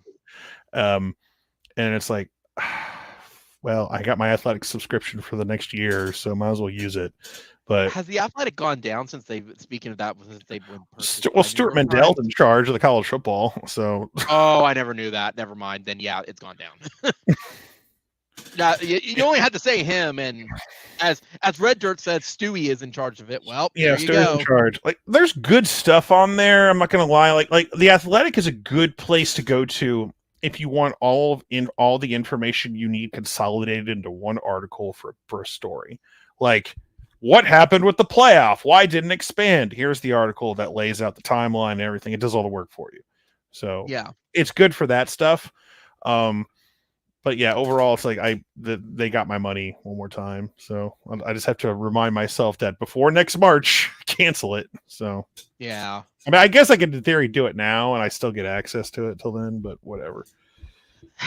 That's how they get you. Like, that's how they get you the Athletic. It's like you sub to it, and you forget it's an annual thing, and they charge you the $30 or whatever. So yeah, well, again though, it's just they're one of those that I've always seen it where they had good articles, and then the quality just kind of started to dip a whole lot with it. And I feel like they started to dip when the paywall actually did happen. From at least from what I remember from about 2 years ago. I don't mind paying for good content. I don't mind if it's because it's like again, like I said, they do a lot of work for you for certain things, but it's like, who's going to cover the Oklahoma beat is my question. I don't know if they got a replacement already, or if they're just like doing whoever. But it's just like, when you're the Athletic, it's like, who's going to be the beat guy representing the national representation for the Athletic? That's important to me.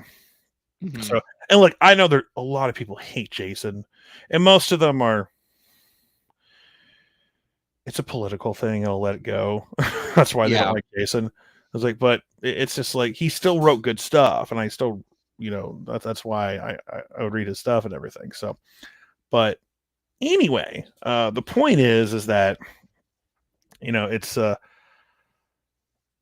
he let you know, but I will say, I'm just hoping. I'm hoping they replace him. Like Joe is doing his own thing, which is cool, and which is like I don't know why I don't get a free sub. What up, Joe? Come on, man. Like you want me to pay money? What the hell, man? I'm joking, of course. He wants you to pay that $5 a month, man. Yeah.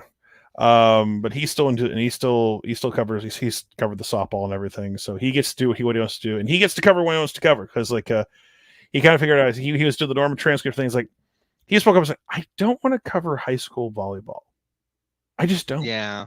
There's a way. I know that's like the old school way. You got to break in. You got to do these. Like, that's not what I want to do. Well, and nothing's exciting happening. Yeah. No one reads those articles. With all due respect, no one wants. And that's kind of the reasons why I didn't go out and get like a job like that, or not like writing, but for TV. Is like, I don't want to cover local high school sports. Like, I can, I make money doing this, talking about what I want to talk about. I mean, Gavin's usually on with us most of the time during the fall, and you have to have a passion with high school sports. That's the thing is, you almost have to narrow it down. If you're going to do high school, I have you a passion cover that if you're- school. I have a passion if you're a 5-star high school football player who has OU in your top 5. That's where my passion comes from.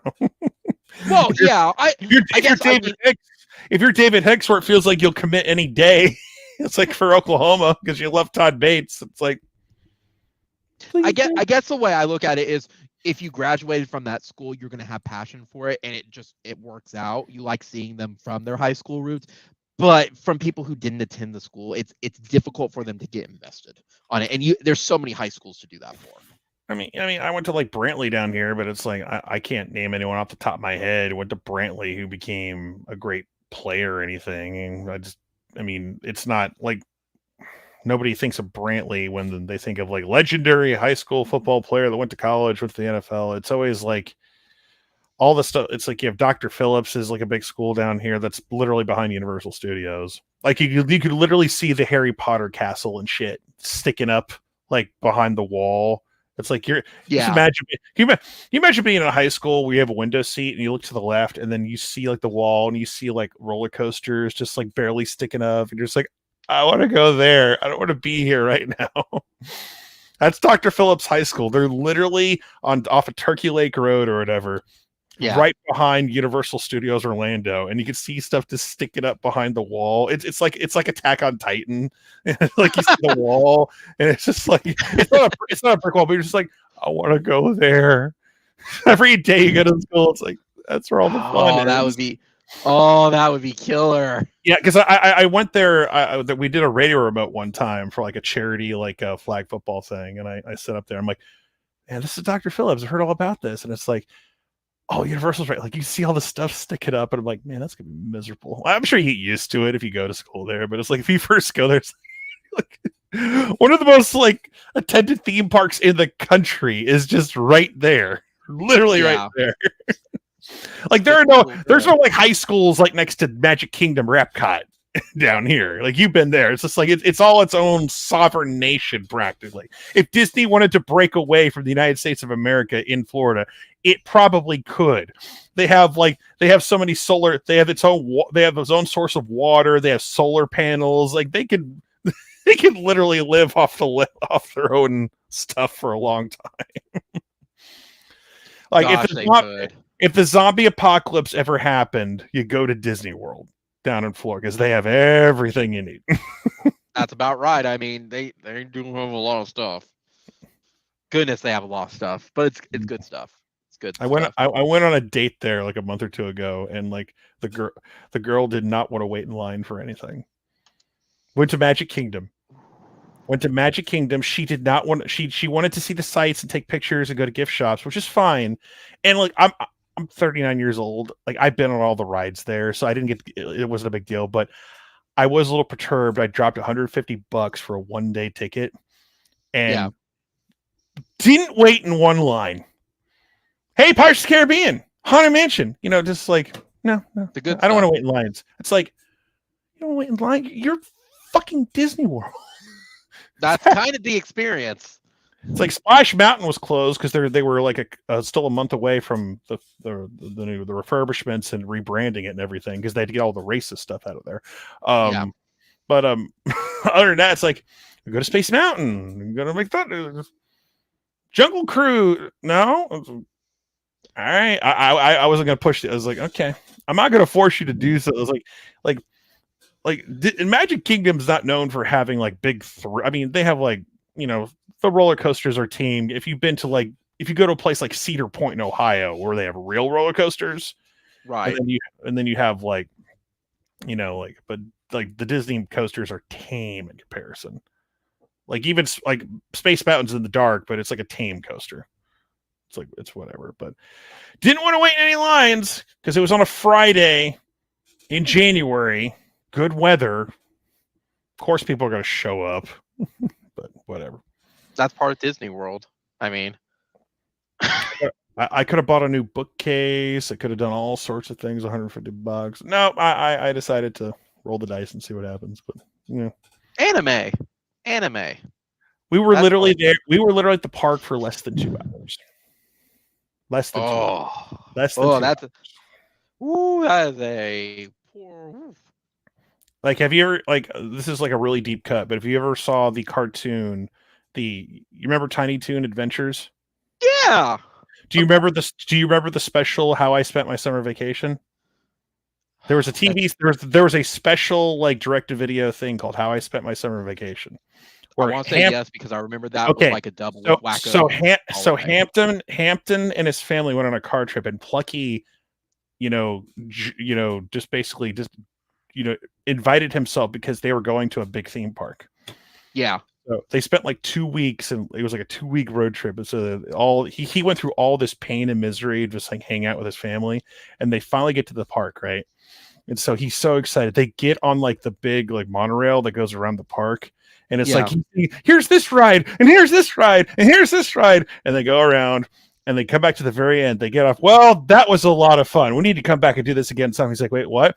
It's like, but what is it? Oh no, you want to have a reason to come back, and they just literally rode the monorail. And that is literally. I'm like, I literally just did what happened. Art was life imitating art. I literally rode the fucking monorail and went home. That's literally what happened. I literally rode the goddamn monorail because you have to take the monorail to get to Magic Kingdom at the parking lot. Right. You have to take the monorail. I literally rode the monorail and then came home. It's like, my God, I was Plucky Duck for one day. But I've done all the Disney Magic Kingdom stuff before, so it wasn't. But still, $150. You at least ride the Haunted Mansion. At least it was a 45-minute wait for the Haunted Mansion. I was like, hey, Haunted Mansion's fun. This is just like, nope. She was just. I was like, and we had a. This is a woman that in theory we had a lot in common and everything. I was like, if you are unwilling to wait in line for a ride at Disney, this ain't gonna work. Yeah. Because you are so impatient. Yeah, that's part of it. It makes me think of you have your goddamn phone. You have me to talk to. You could just like whatever. Yeah, that's perfect. Get to know each other time. Like I waited 3 hours for that damn Avatar ride, and it was good. I'll never do that shit again. I'm not waiting 3 hours for that Avatar ride, but I waited 3 hours for that goddamn Avatar ride. I did it, damn it. So was it worth it? Oh, it's fantastic. It's great. But once you do it, it's like you've done it. Like I don't want to do it again. Gotcha. It's worth it. It's a great experience, but I'd never want to wait 3 hours again for it because I've already done it. Gotcha. What I was right. What I was saying was, it reminds me of the South Park episode with Cartman, where it's like, if you don't want the time sent by the park, yay! And then all the stuff starts breaking out. Okay, well, I'll start admitting a few people in. Then I'll start admitting more people in, and then I'm back to where I was. I want to sell this. Yeah, because he realized that having his own theme park just for him, he had to pay people to like run the rides and do these other things, and it's like, oh, maintenance on the rides, all that, and then he inherited all the debt from the park as well. That was funny as hell. Oh, South Park. I watched the new one where they did the airsoft gun episode that they did. Oh my God, that was great. Teenagers. It's like I didn't do airsoft, but I played paintball as a kid, and I know exactly. Like I was like the young kid. I was like, yeah, paintball, and then there was like, totally. I local Orlando City paintball totally had those moments. Bruh. Dude, my favorite scene, the one kid that made me, I died laughing, where he was like calling up Stan and he was all like, I'm gonna burn myself. He had a Naruto poster on the wall. He did. And I'm like, yes, he did. Of course. He did. Bro, my hand's turning black. It kind of hurts. Like, what? Why? Oh goodness. Oh man. See, I played a tiny bit of airsoft. Parents wouldn't let me actually buy it, so my friends let me borrow their firearms for it. It was fun in the moment, but then we got over it really fast. We rather at this point. Well, we went and played video games. Like, we'd rather spend our money on that. There are no arcades anymore unless you go. The only arcades that exist are like down by the theme parks and stuff. Like that's where you have to go find arcades. Actually, yeah, pretty much. Like there's a barcade. There's a really nice barcade called Player One down on Universal Boulevard. That's got a lot of machines. But if you want like a barcade, like it's an arcade for grown-ups. It's like it is literally the arcade from like Ninja Turtles 1 that the Foot Clan had to lure in. Go play, have fun. It's literally that arcade. Those are the best. Yeah, so because you got people smoking, drinking in there, and like trying to play like Street Fighter 2 or whatever. It's like, yep. But I just said, play, have fun. Quail Springs here used to have that, and then I think COVID just pushed them to start selling their machines. Yeah, but they used to have an arcade and everything. Malls slowly got rid of arcades like years ago. It's like it always made me sad. Like they're getting rid of the movie theaters too because they're just too much upkeep and they don't want to pay for the films anymore.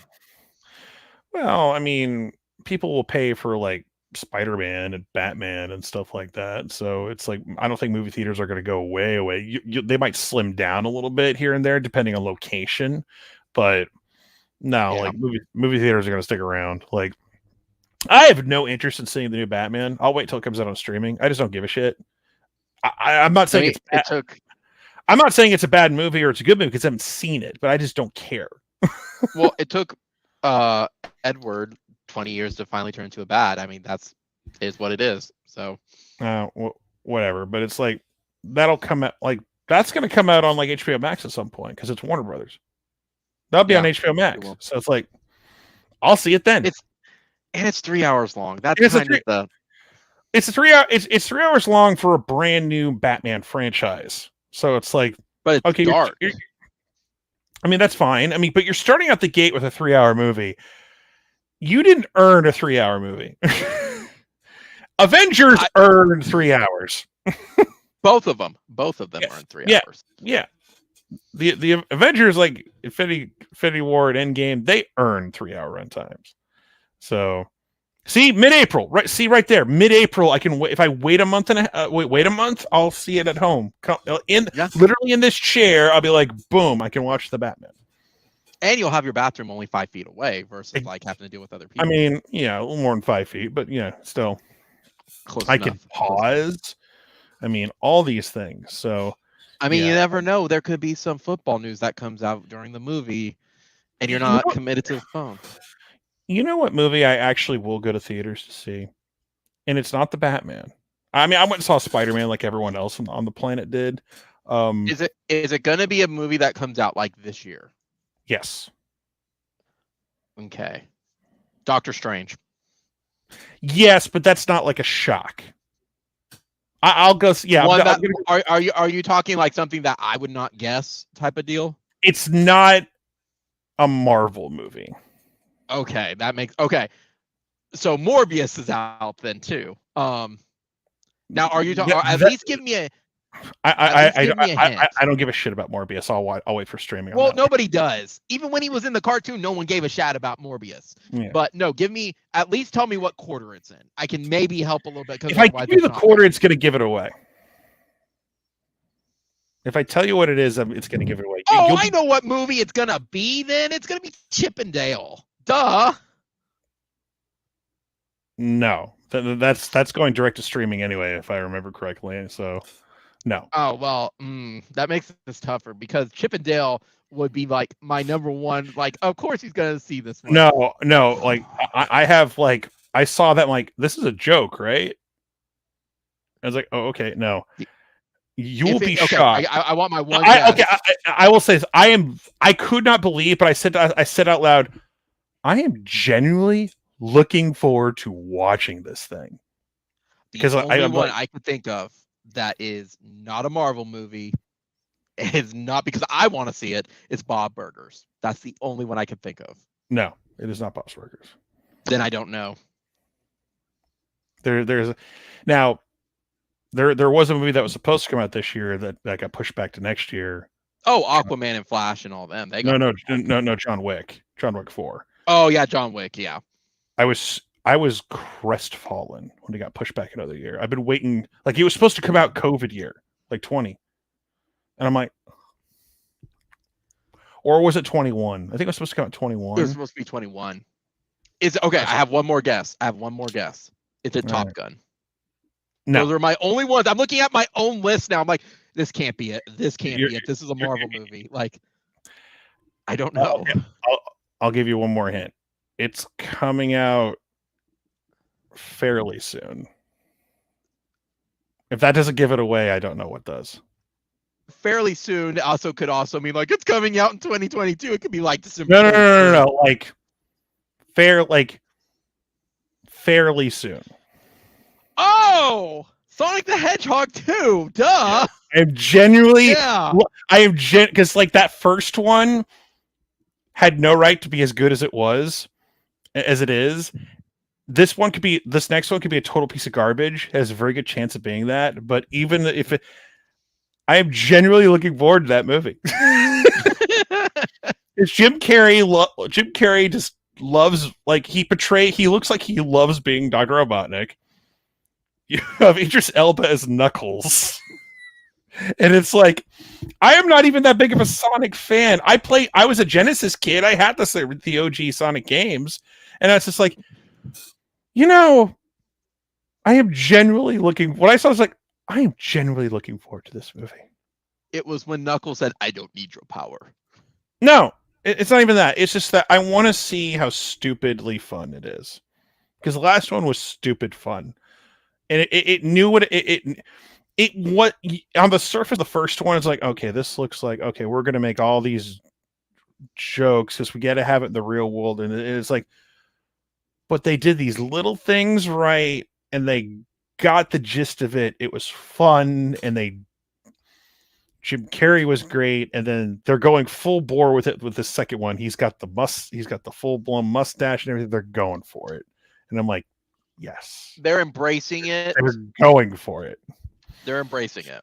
They're going. I didn't think of that one. I was sold when they showed Knuckles because I was not expecting Knuckles this early. I'm a 39-year-old man who's going to go see Sonic the Hedgehog 2 in theaters. That's going to happen. Gotta go fast. Oh, goodness.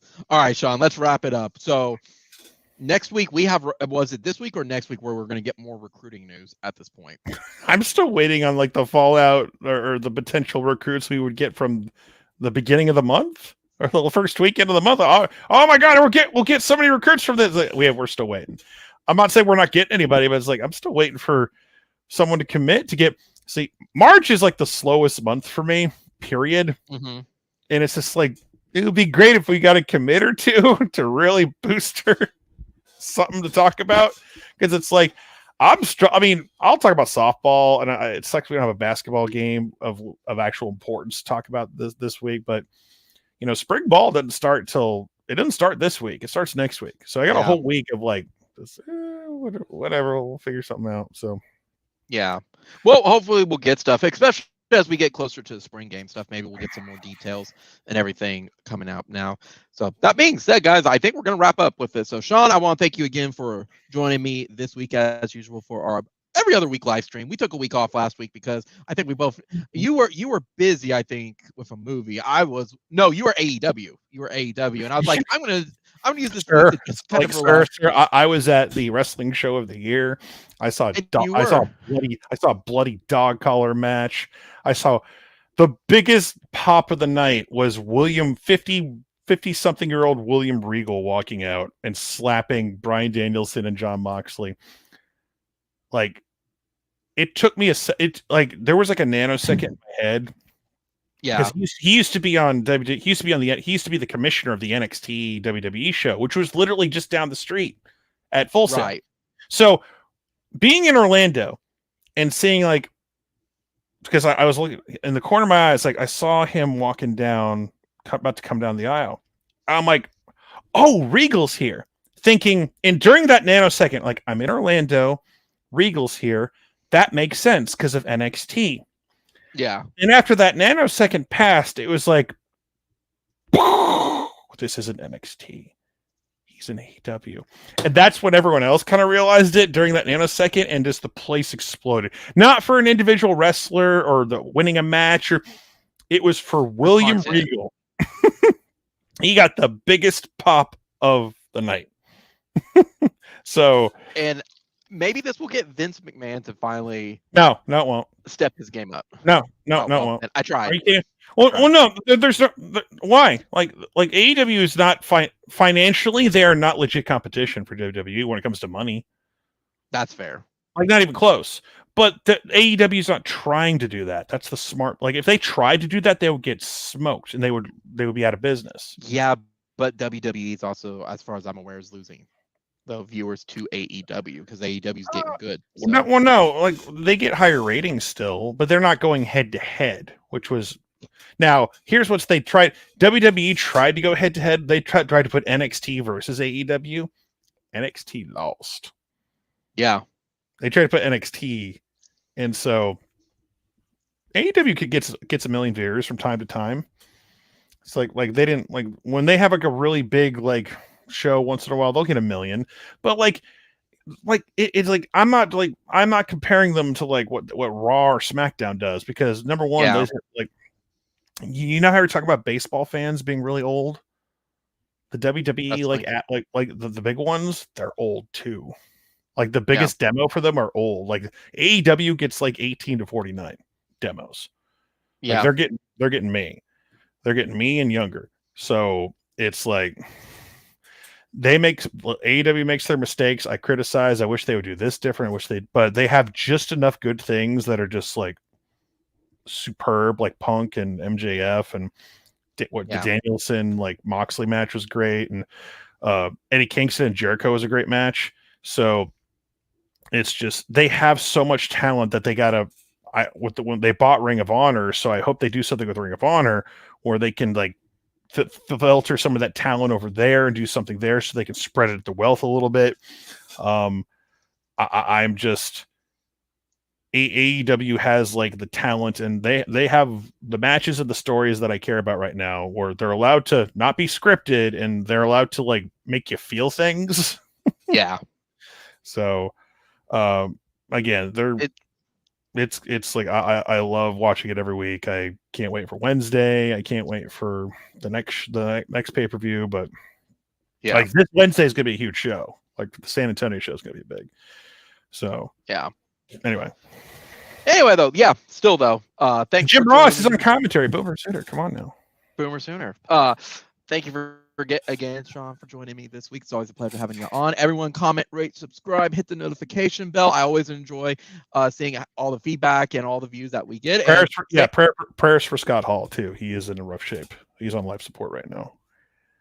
Prayers for Scott Hall as well. Yep. Yes. We will definitely add that in for a variant, guys. So again, thank you all for joining tonight. We'll definitely see y'all here in 2 weeks as we get closer to spring practice. So Boomer Sooner, guys, y'all have a good rest of your weekend.